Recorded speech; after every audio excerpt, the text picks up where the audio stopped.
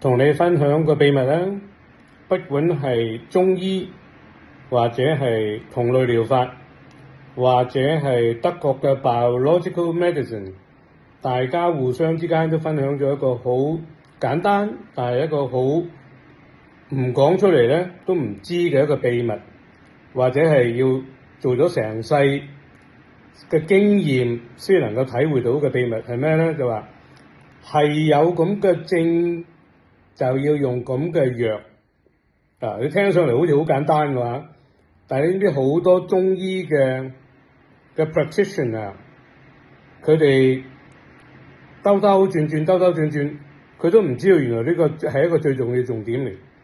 因為點解咧？有好多咧，佢又根據住自己點樣嘅思維啊，點樣嘅套路啊，跟住咧就同人哋開藥嗰陣時咧，開到40幾50種藥夾埋一齊啊，諸如此類嗰啲。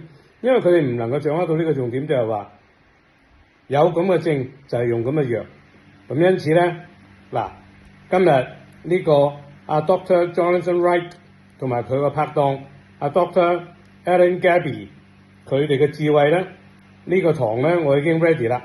咁所以咧，睇你有冇咁嘅，大家有冇咁嘅緣分咧？有冇咁嘅睇你有冇咁嘅興趣，咁你 join 我啦。OK， 好啊。到時見，如果有咁嘅緣分嘅話，我會將佢兩位嘅放諸天下皆準嘅 nutritional therapy 個營養治療個秘笈同你分享。OK， 好啊，多謝你。